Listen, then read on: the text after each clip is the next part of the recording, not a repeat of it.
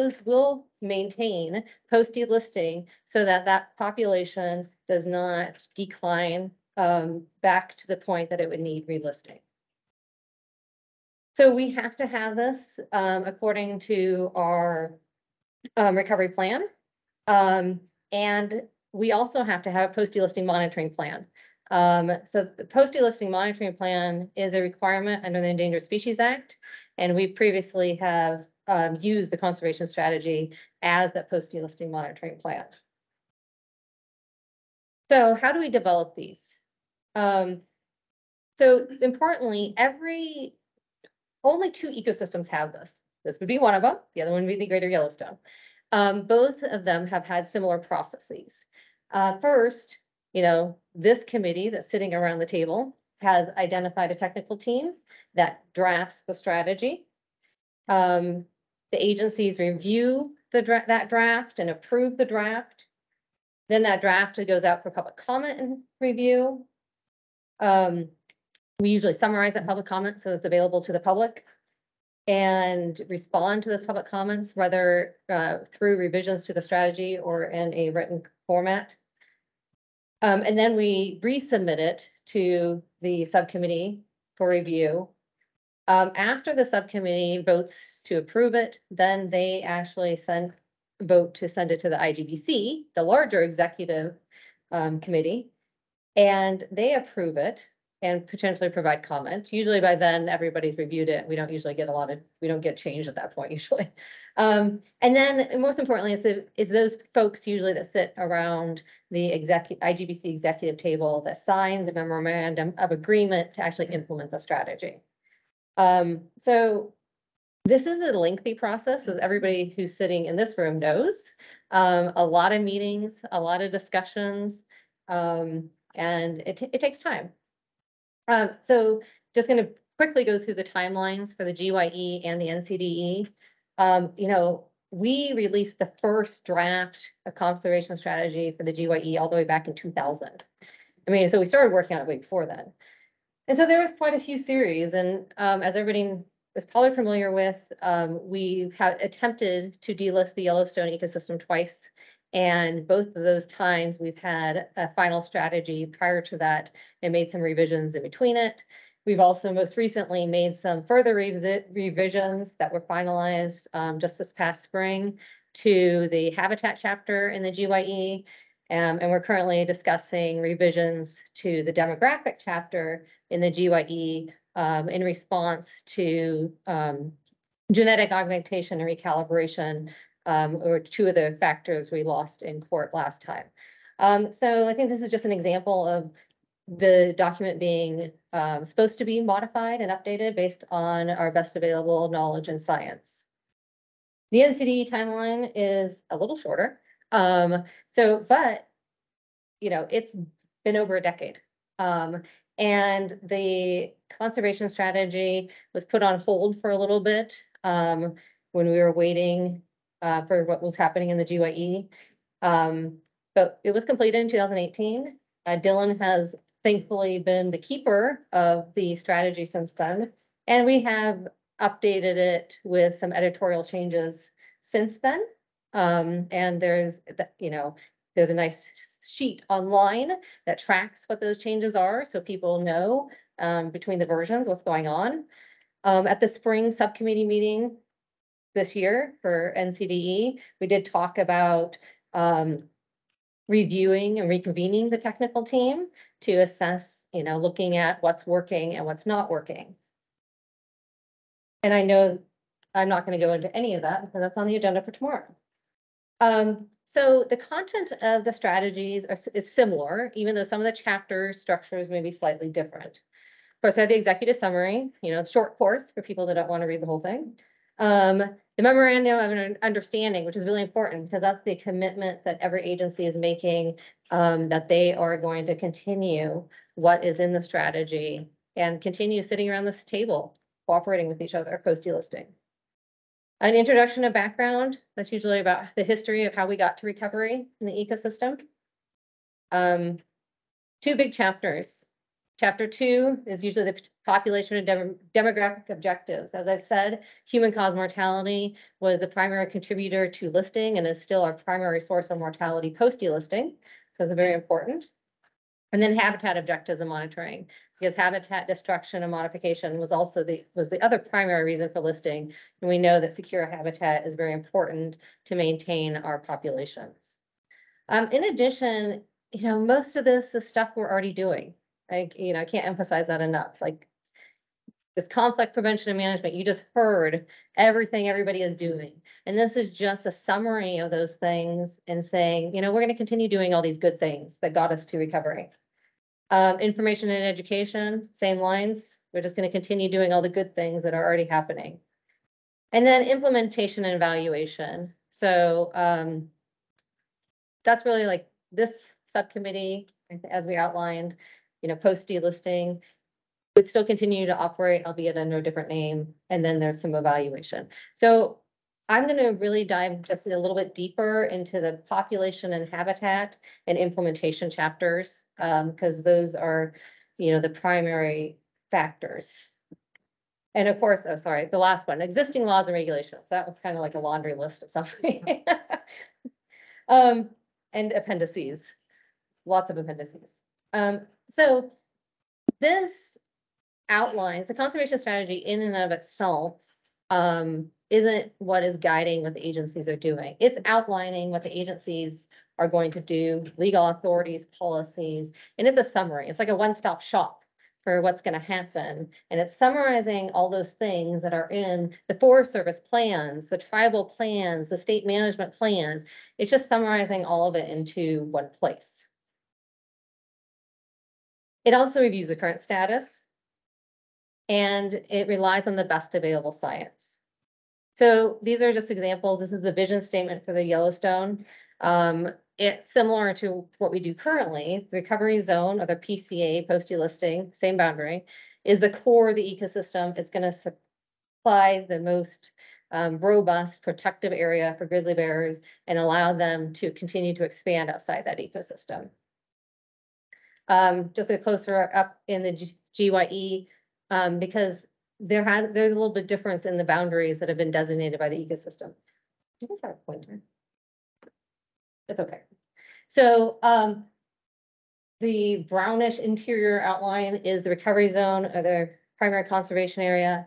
The green area is what we call suitable habitat. So in Yellowstone, the first conservation strategy focused on the recovery zone. And then the IGBC executive committee said, well, wait a minute, we actually need to focus on the whole ecosystem. And so it was revised, and there's been some different boundaries between the versions, but the green area was identified as suitable habitat. So those areas that provide adequate habitat and are socially acceptable for grizzly bears to live in. And then the broader hash line is the demographic monitoring area. So that area includes suitable habitat plus some narrow valleys that could serve as mortality sinks within that broader boundary. And that's the area in which grizzly bear population is counted for the Yellowstone and which mortality thresholds apply. So although that PCA is the core of the ecosystem, it does identify that, bears should be allowed to expand outside there into those biologically suitable habitats. But in those areas outside of the PCA, there should be a balance with resource management, recreation, and grizzly bears. Like I said, the demographic monitoring area is the area in which that population is managed, not managed, but monitored, and mortality limits apply. It recognizes the importance of expanding information and education efforts as the population, though, expands outside that area. And that, outside that area, conflict response is going to be the most important thing. It also recognizes that post-delisting that grizzly bears will be managed as a game animal. And that includes the possibility of hunting, should the states choose, under the demographic objectives. So the NCDE has a little bit of different structure to it as far as their vision statements. So again, maintain and recover population. One of the things that the NCDE specifically recognizes is the importance of your genetic diversity and that contribution to other ecosystems. And that the NCDE is kind of in a unique position as a connectivity between Canada and potential connectivity to Yellowstone and source population for the Bitterroot and connectivity to the Cavagnac. So that's actually encompassed the recognition of that importance in the vision statement for the NCDE. The NCDE went with a slightly different thing. They have a zonal approach. Again, the primary conservation area of the recovery zone has the most conservative habitat protections. It's served to maintain that core of the ecosystem. And it's what was compatible with an increasing bear population from 2004 to 2011. So outside of that, you have zone 1, which is the buffer, where we expect bears to expand and occupy continually, but albeit at somewhat lower densities. You also have 2 demographic connectivity areas. 9 Mile to serve as a source population to the Bitterroot, and the Salish to allow female connectivity to the Cavagnac ecosystem for such a small population. The Zone 1 and the PCA for the NCDE compromise the demographic monitoring area. So again, the area in which the population mortality limits apply. But we also recognize that this management zone 2 is the area in which connectivity would be provided to Yellowstone. But it also recognizes management zone 3 is primarily private lands and doesn't provide connectivity to any other ecosystems. So it identifies the zones based on the objectives. So because zones 1 and 2 are serving a purpose of connectivity, there are some habitat objectives and within those DCAs. Whereas zone 3 does not have any habitat objectives because it does not provide linkage. And the main focus of management in zone 3 is conflict response. And as we've heard today, bears are increasing out there and, they're going wider and needing more response. So chapter 2 in both of them focus on the demographic objectives and monitoring. Again, these are specific to the demographic monitoring area. They have both objectives are slightly different. The GYE is to maintain the population around 2002 to 2004 estimate, because that is when the population was approaching carrying capacity and was leveling off. The NCDE is slightly different. You have a population to maintain a population with an estimated probability of at least 90% above 800 individuals. So there's different approaches to how you manage it, but I think the big thing is it's about managing around stability of when we've reached a recovered level. You also both have distribution of females with young, and that's measured by bear management units. The purpose of that objective is to make sure that reproductive females aren't concentrated only in one area of the ecosystem, that they are distributed equally across the recovery zones. And then finally, a mortality threshold to maintain a population objective, recognizing that human-caused mortality is still the primary source of mortality. We have thresholds for mortality to make sure that we are maintaining that population objective. So each ecosystem has also some additional ones too. Population trend. We all know that when you're monitoring wildlife, numbers aren't everything. Trend also matters and can be a good indicator of the health of the ecosystem. We also recognize genetic management of isolated population. NCD is a source, GYE is the receptor, or other ecosystems there is the receptor. And estimated distributions, commitment for the distribution to be continued to be calculated every other year as it is currently. And monitoring reports. As Cecily gives her monitoring report and does it every year, every ecosystem does, and it's just a commitment to continue to do those, bring them all the details to the subcommittees, and make sure things are continuing on a smooth track.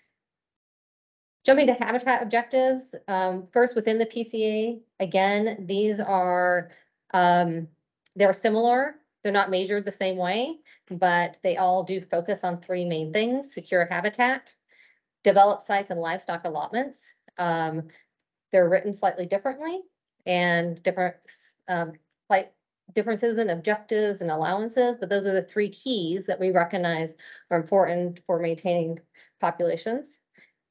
And these apply within the primary conservation area because that is the core of the population. They are measured and reported usually every other year, as you just heard from Kathy. Again, just making sure commitment to making sure things are keeping on track, and they're measured by bear management subunit. Now outside, they're slightly different between the ecosystems. Outside the PCA and the GYE, all these acronyms, inside the demographic monitoring area, they don't have any additional habitat requirements in any other forest plans. It's because it's primarily federal land and it's already primarily protected by wilderness studied area, or inventory roadless area. So it's so much federal land, and so much of it's already protected. We didn't think there was a need to put any additional criteria in there. It's a little different in the NCDE because you have a lot more private land and you have a lot more scattered land outside of your primary conservation area. So in zone 1, and this is a very broad summary because there's nuances in the conservation strategy, but there's a commitment to try to maintain linear road miles on the forest lands, particularly in those DCAs, to allow bears to provide female connectivity. And those are based on, what is good now should be good going into the future. The demographic connectivity areas do have the most protective outside. Zone 2, it relies on management and plans that is already in place for other species, rather than having something specific for grizzly bears. And Zone 3, again, does not have habitat management because it does not provide connectivity and it's primarily private lands. Each chapter also has additional habitat objectives per ecosystem. So for Yellowstone, they've committed to monitoring 5 high caloric food items.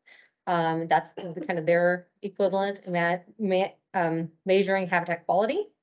They also do focus on connectivity and potential for transportation planning as important, and food storage orders. In the NCDE, as Cecily alluded to, we're gonna use body condition and stable isotope analysis as a surrogate for habitat quality. And also those food storage orders are really important. Conflict reduction and management. You guys just all heard about all these good things. The sanitation efforts, IE&O, all these are important to, reduce those human caused mortalities. This is a summary of what's already in the individual state, federal, and tribal plans. Because it's just the stuff that is already being done. And again, annual conflict reporting is one of the commitments in the strategy. Now, the important part is implementation. So this is meant to be the post-delisting monitoring plan, although part of what confuses people is that it's partially in effect now.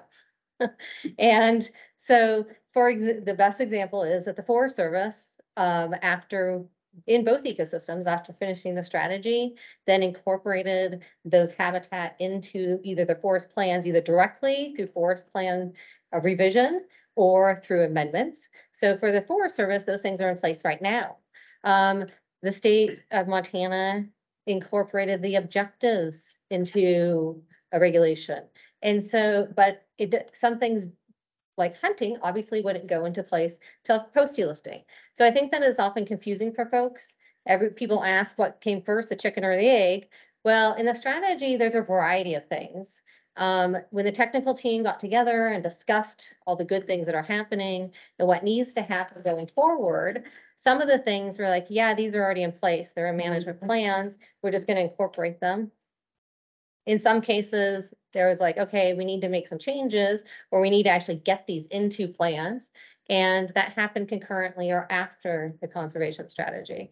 So it's not a one size fits all when it comes to these. The important thing is that we all agree that these things are important and it all gets into place before a delisting. So after a delisting, that this group would become a coordinating committee and, same membership, sitting around the table, basically, except for Fish and Wildlife Service no longer has voting membership. We are then just advisors. And you're just continuing to receive the same reports and you're agreeing to implement the standards signed in the conservation strategy. And most importantly, there's an evaluation piece to this. So all those reports that you get are allowing you to evaluate what's happening. And the science team reporting is also allowing you to evaluate if the best available science is currently being used. And if there's potential for changes to incorporate new best available science as we learn. If you do make revisions, and both strategies do have a commitment to revisit the strategy every 5 years, it doesn't mean you have to revise it, but it's a look at it to make sure that it does currently reflect the best available science and is currently meeting the intent of the strategy. Any revisions are subject to public comment and review, is a commitment that both subcommittees have made. And there's thresholds also in those strategies. Those thresholds are for a biological and monitoring review. So say, for example, you don't meet the mortality thresholds for 2 years. The science team, Billy Cecily and her team, are going to take a look at what, potentially, happened there. Like what exceeded, what was the source of the exceedance? Has something changed? And they're going to come back to the subcommittee and make a potential recommendation for, what has changed. Do we need to change something in the management? Do we need to change something in the monitoring? Has there been a change in, sustainable mortality? And that gives this an opportunity to adjust and adaptive management before things were going to go really south. Then there's another layer that's above that, that is a service review. So the Fish and Wildlife Service, after delisting, always has status review. And so if we were to really get into a situation that we've exceeded for more than the biology and monitoring review, that didn't fix things for some reason, then you could get to a service review. The service reviews also take place if there's any significant changes in any of the plans that were committed to in the conservation strategy. A few other considerations. Can't hammer this enough. This is something we rely on in our analysis to delist as adequate regulatory mechanisms, and that those will continue. As David Diamond likes to say, when can you stop going to the gym? You can't. And grizzly bears are the same. They're conservation reliant species. We can't stop doing what we're doing if we're going to maintain a recovered population. Potential needs for revisions, new state regulations, court decisions sometimes inform changes, and new information. So either new data, new best available science. And those are the places that during those 5-year review periods or sooner if necessary, the committee's job is to say, hey, do we need to take a new look at this? Do we need to update anything? So those are some things. I can't thank enough the NCDE and GYE technical team members. I mean, this is decades worth of work and a lot of those people have changed over the years. But when we have a technical team working on this, there's representatives from all the agencies around this table that are meeting on a regular basis. When we were doing the revisions previously in 2017, I think the group met every 2 weeks for like 6 months. So it is a heavy lift, and it's a big commitment by all of the agencies sitting here and the technical team members who are working on this. So I can't thank you all enough for your commitment to the strategy. And I think that it's been a really good process. Do we have any questions? Okay. 15 minutes. Great. Questions? So we'll start with members first, and then we can branch out if Michelle on that board. So any members with questions for Jennifer? For the, I won't remember the right name, is it the biology and status review? Okay, is there a particular, trigger that? There are. Okay. And I didn't, so they're different for each ecosystem and they're in the strategy. So they're based on the habitat and the population objectives. They're in the strategy.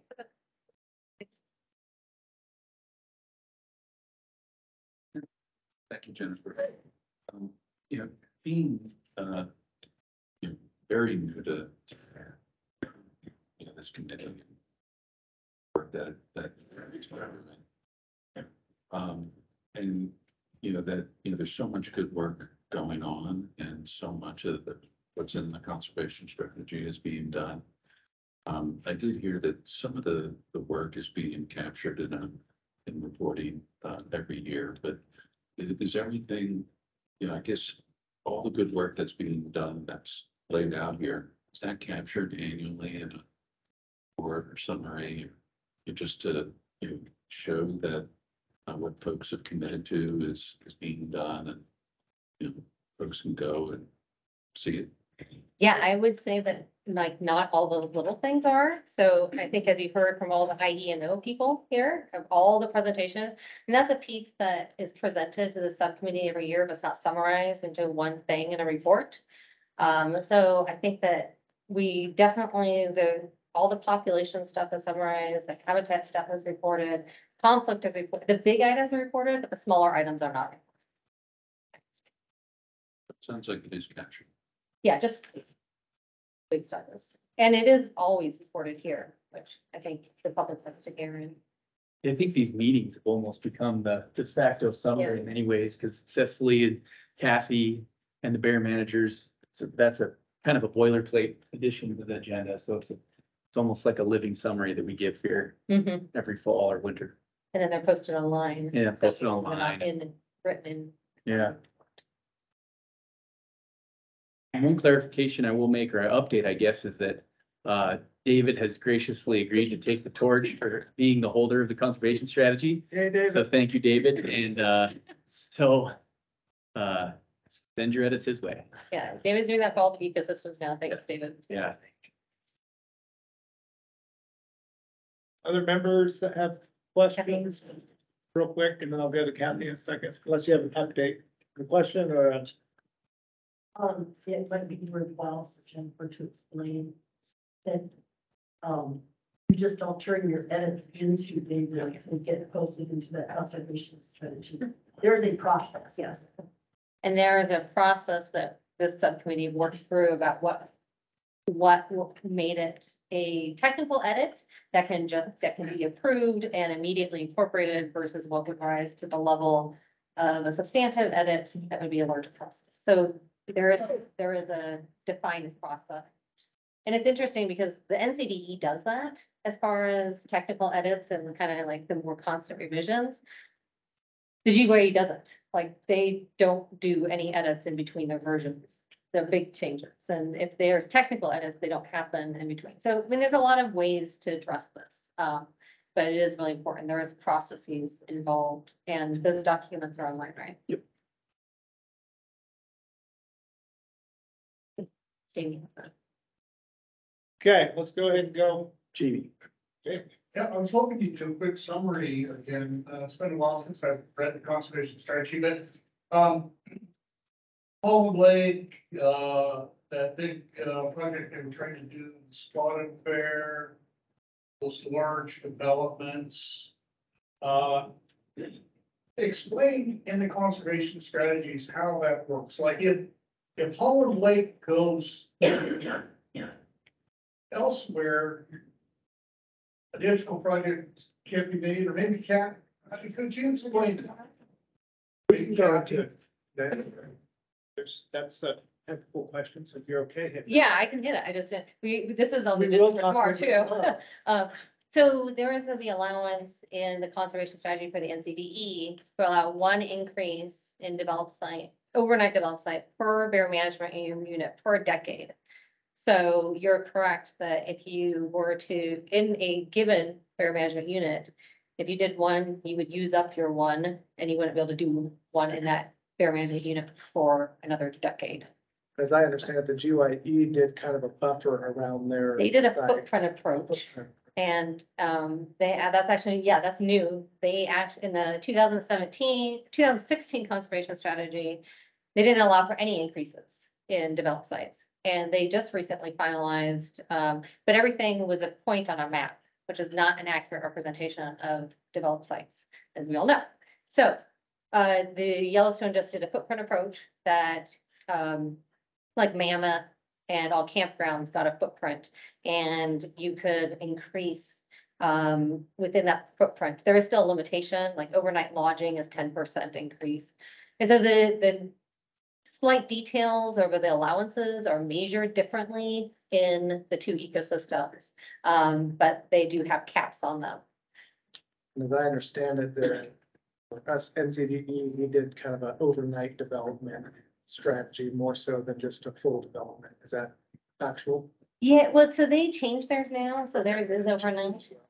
So within the footprint, they can increase day use, and they also have a new allowance for increase in day use sites on long road, primary road corridors with a limit of no more than 10% of the road corridor. So like I said, it's like, you can't compare, it's not apples to apples when you're comparing them. I think each technical team within the ecosystems identified what was needed and what made sense and what has been done historically within that ecosystem as the basis for what was allowed in the conservation strategy.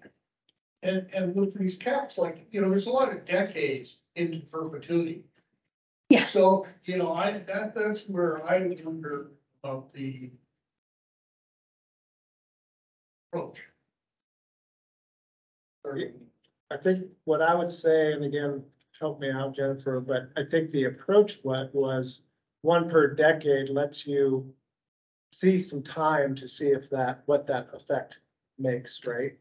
Yeah, and with the idea that we are revisiting this conservation strategy every 5 years, so if we see an issue, then it can be changed and corrected and addressed. I mean, this is one thing that the baselines are for both ecosystems are based on a time period when habitat was either stable or improving and the population was increasing.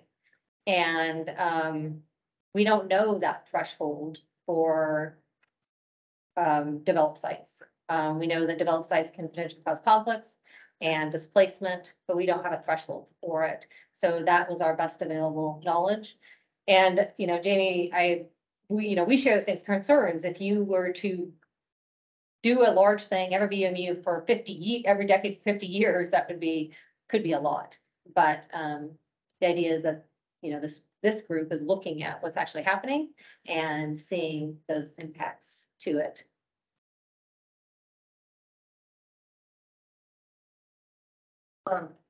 That's an increase in the new site or an increase in the capacity of an existing site. For 10%.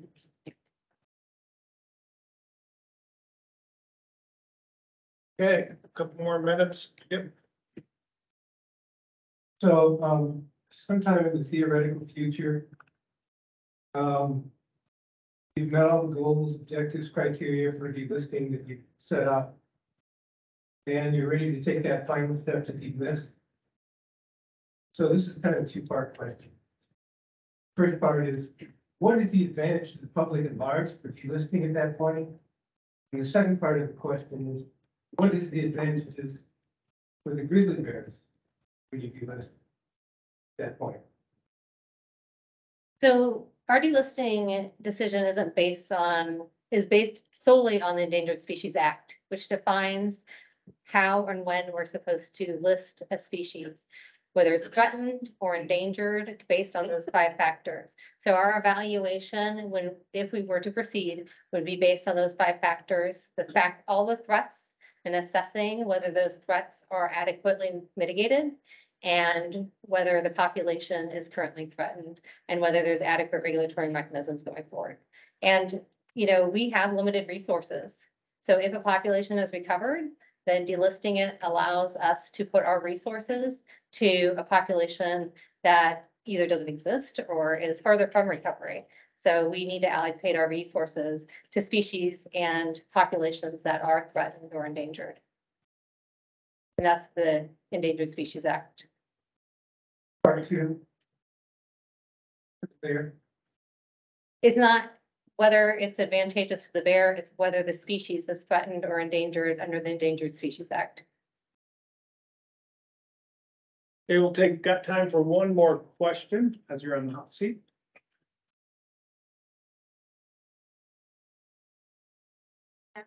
Forests, they, plans for.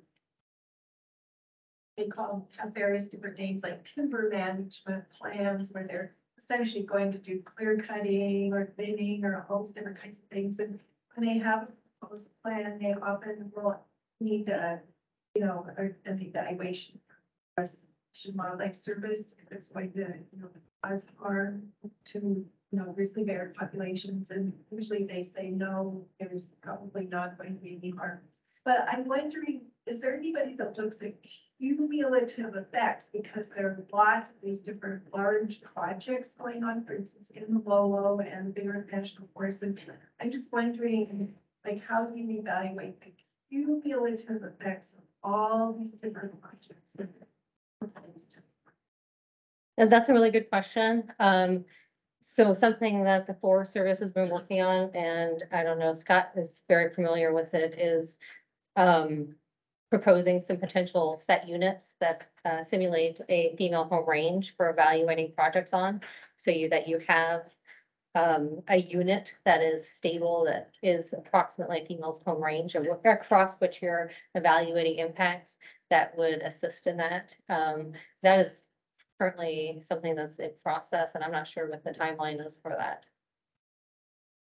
And there are, little effects analysis that go into every evaluation that the Forest Service would do, because there's also when it goes through section 7 the consultation of Fish and Wildlife Service. There are efforts made looking at just what you're saying. Project with approval or expected to approve. You see it. So there are those analyses that can built in the facts.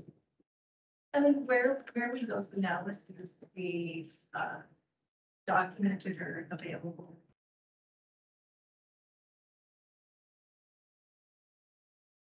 So there are, process Forest Service.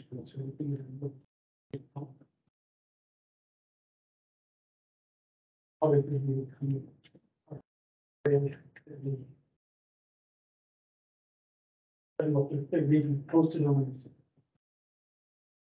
Yeah, post on this. And if there's a category of exclusion, then they don't have to do the process. So like there would be an evaluation there. No, I mean, it's excluded, we still do an emphasis depending on this type of category exclusions is, and we still have to consider.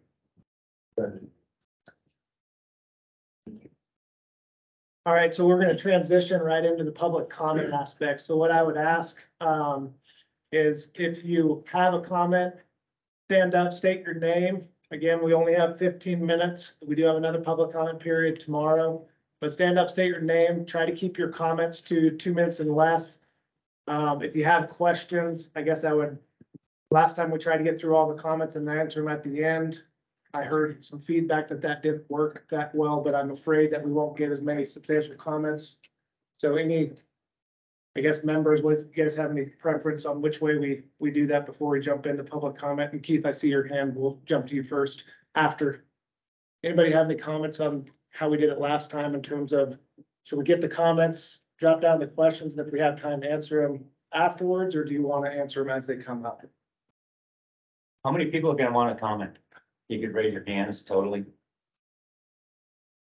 At this point, I think we could answer. The three. That'd be my. Okay, let's do that. So Keith, go ahead and jump up. Thank you. Downer, the Swabian Coalition, Cal Scope in Fort Erie. First, I want to address what was just said here. And back to some of the concerns that Jane Jump expressed. decided to consider putting 2 new rental cabins in near Spotted Bear, Bunker Creek. That's all it told the public, 2 new cabins. After we did a FOIA request, they had 29 sites on Spotted Bear District alone that were being considered for new rental cabins for the public. That's not dealing with cumulative effects at all. Secondly, like the question here, keep hearing this, that, well, even when we do a categorical exclusion, we still do analysis. Those analyses are little tables and checklists that get thrown into a file folder at the district or the supervisor's office. It's not an environmental assessment or an EIS, and it's not a written cumulative effects document. It gets distributed widely to the public. And it's time we quit hearing that.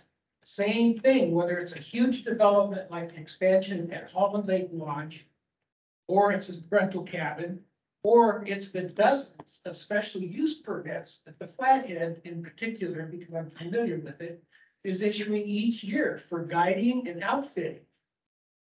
No cumulative effects whatsoever. The forest plan EIS didn't cover any of this. So I just want to call that out, that that stuff doesn't exist. And it doesn't show up when you do categorical exclusions. So that's my one comment. Then I have a couple quick questions. Because I had to drive down here today. I started out remotely at home and could barely understand what was going on with the internet. So appreciate though that you're trying to do these remotely. So I missed part of the meeting. I see the agenda here differs from the one that was on the website. In particular, Hillary Cooley was supposed to give an update about the delisting.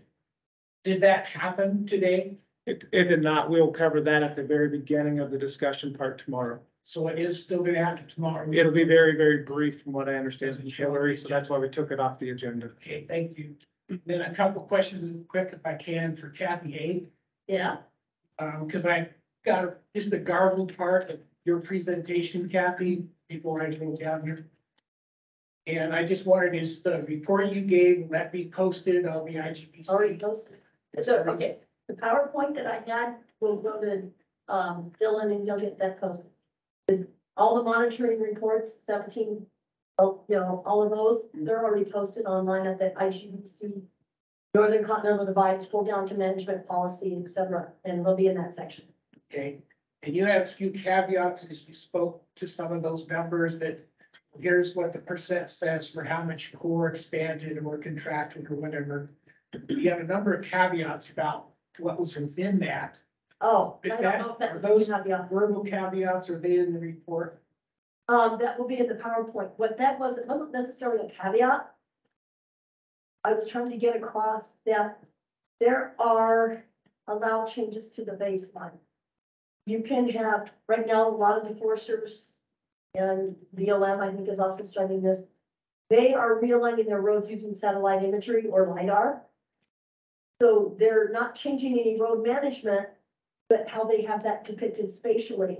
And when you change that, you will get a different number. Okay, so, or you have a land exchange, you will get a different number. So these are the allowed changes to the baseline that we have. I was going through and saying you have these allowed changes, and then you have active project management by land management agencies. And so those differences is in the core, the total change in core might be, you know, some, I don't remember the numbers right now, but would be a lot higher. And only a portion of that is due to active road management changes on projects by whatever agency. So you might have, let's say, 10,000 acres increase between monitoring reports. Of that, maybe only 3,000 was due to active project management, and the rest of them are due to all those acceptable changes to the baseline of land exchanges, updates that was not a change on the ground, but we're improving our databases and our spatial realignment. Does that make sense? Yes, thanks. Yes. I have a quick comment question. Did you say you're retiring in March or 2024, 2024? yeah, end of March. Congratulations. Thank you. Thank you. Thanks, Keith. I don't know the other two that had their hands. I was gonna ask the same question about the agenda, so that was already answered. Excellent. Okay, my name's Jeff Jewell. I work for Friends of the Clearwater. As a member of the public, my impression is that given the grizzly bears kind of really status as something that really exists in wild nature and the conflicts and the differences, really the way that our society is not really sustainable in nature. I don't foresee a time when delisting, taking the species off the endangered species list is really going to be the proper wise thing to do. And this goes especially with the effects of climate change, which is just chaos that nobody in this room can fully anticipate. So I just think the whole idea of delisting is a huge, conservation strategies that basically reinforce what's already being done, hopefully, is kind of a waste of time and money. The question I asked about what is the advantage to the public? There was really no advantage to the public. It sounded like there's an advantage to maybe shifting resources around, but with the conservation strategy requiring all the agencies to still be engaged, still be doing all the conflict management, etc. It just seems like it's some kind of stroke of the pen that there's some kind of hidden agenda here that is not really being expressed. So I don't see an advantage of delisting the bear. And certainly the second part of my question, what's the advantage of the bear? There is none. I think it's just it's one more occasion where unsustainable human civilization is being inconvenienced, and parts of nature that everybody really, the public at large really appreciates, if we are tuning into nature at all, is just being thrown out the window. Thank you for hearing my comment and answering my question. So I think you addressed the second part of your question. I will address from my perspective, from the Forest Service point of view, from the Flathead Forest Supervisor. I don't want to speak for all the forest supervisors.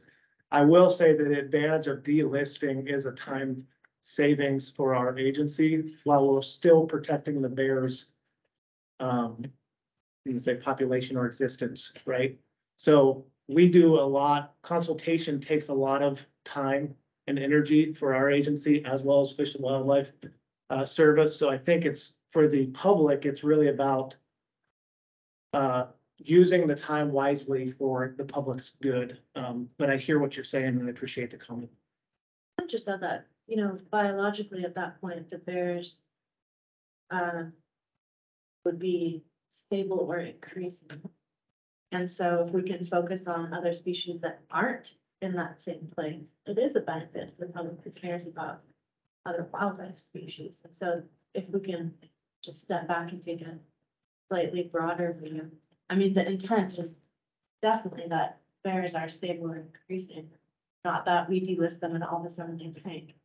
Then we would certainly get a search review, I'm sure, and they'd be relisted or something. Anyway, I know that doesn't fully address your concern. I can hear you, but. We still have about 4 more minutes. So is there any other comments in the room, public comments in the room and or online? I think Ivy asked folks online to raise their hand and I don't see any hands raised, but any other comments in the room?